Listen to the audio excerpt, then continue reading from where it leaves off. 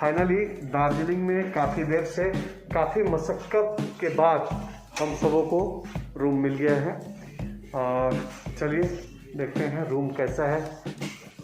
तो ये है प्रवेश द्वार और मैं सबसे आखिरी में घुस रहा हूँ इस रूम में। क्या बात। और 4 लोगों के लिए ये एक रूम है।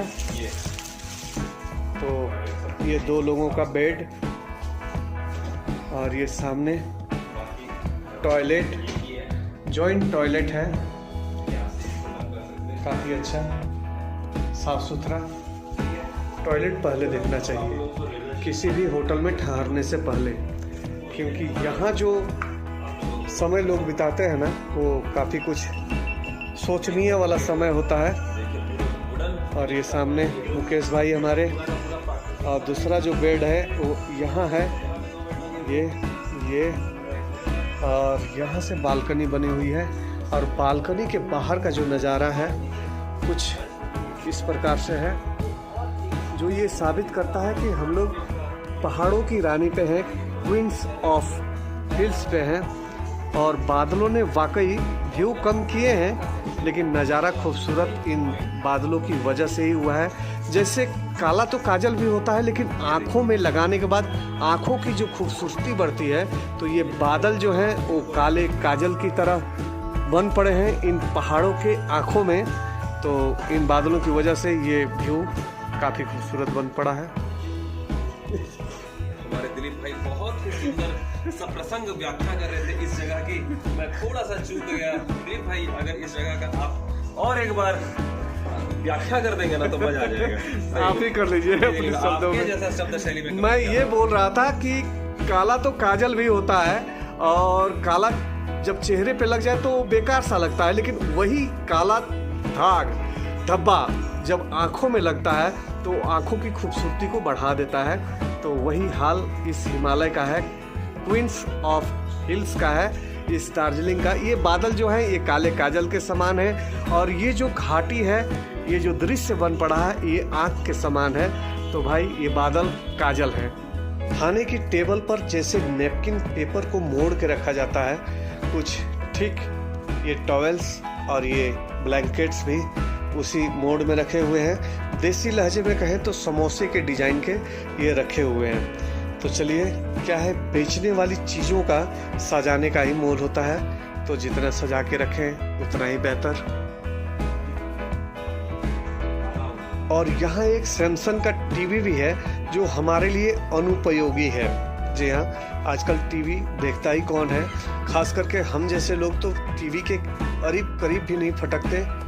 क्या साड़ू भैया? सही बात है भैया, मोबाइल से ही फुर्सत नहीं मिलता है। सुन लिए एकदम। देखिए, ये साड़ू भैया हमारे यूट्यूबर नहीं है, लेकिन जो इन्होंने बात अभी कही है ना, एकदम 100% सही कही है कि बिल्कुल जब इनका ये स्टेटमेंट है तो हमारा क्या हो सकता है वो आप समझ सकते हैं। सामने से उठता हुआ धुआं, मैं दूर खड़ा हूँ तो उसे धुआं ही कहूँगा, लेकिन वास्तव में वो बादल है जो इस पतली सी घाटी से हवाओं के द्वारा अंदर प्रवेश करती है। जब उसको जगह नहीं मिलता है तो वो चिमनी के धुएं के समान ऊपर की तरफ उठ रही है, और हम लोग इस भ्रम में पड़े हुए हैं कि ये बादल है, लेकिन भ्रम नहीं है, ये सच्चाई है, ये बादल ही है। और ये सामने का आप देखिए, मैं आप सबों को 25-30 दिन आंखों पे पट्टी बांध कर और घुमाते फिराते अगर यहाँ तक लाऊं और आपके आंखों की पट्टी को खोलूं और ये आप सबों से पूछूं कि आप कहाँ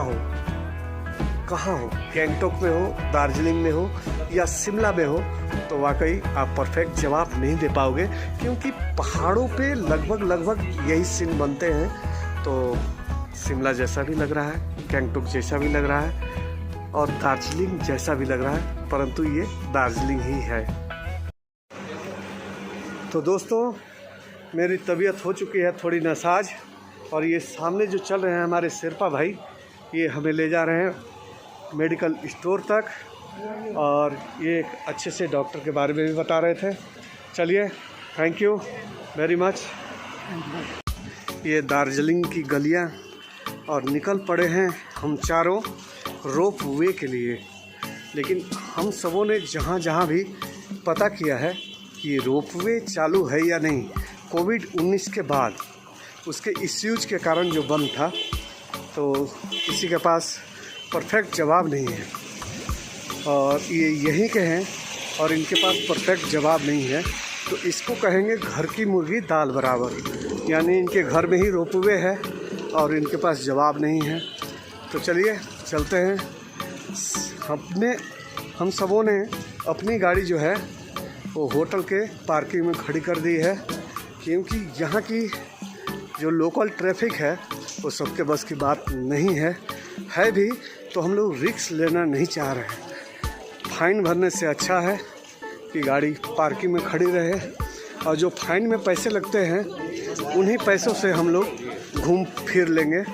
तो शेयर टैक्सी तलाश रहे हैं और एक भाई ने बताया कि सामने एक चौराहा आएगा और वहाँ से सिंहबाड़ी के लिए, जहाँ पे रोपवे है उस जगह का नाम है सिंहबाड़ी, तो वहाँ से मतलब कि वहाँ के लिए हम लोगों को ये शेयर टैक्सीज मिलेंगी या इस टाइप के छोटे छोटे कार, तो उन्हीं को लेने के लिए हम लोग उस तरफ बढ़ रहे हैं।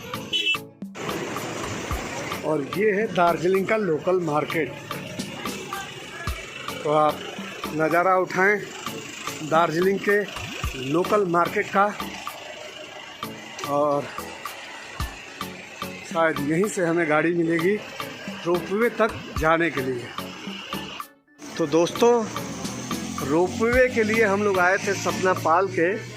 इस रोपवे पे चढ़ना है क्योंकि मैं पहले भी चढ़ चुका हूँ अपने घर के 14 बच्चों और मेरे पापा के साथ, परंतु ये इस वक्त बंद है और कोविड-19 के बाद से जो बंद है सो अभी तक बंद है। और ये जो चक्के शायद आप सबों को घूमता हुआ दिख रहा हो, ये रोलिंग हो रहा हो इसके चक्के, तो इनका मेंटेनेंस का काम चल रहा है, लेकिन रोपवे बंद है पूरी तरह से। बड़ा दुखद है, परंतु क्या करें, जब तक यहाँ नहीं आते, ये चीज़ों को नहीं समझते, क्योंकि ये गाड़ी वालों की बात और जो गाइड होते हैं उनकी बात पर कितना भरोसा करें। तो दुख लगा, दिल को चोट पहुँची है कि ये सब कुछ बंद पड़ा हुआ है।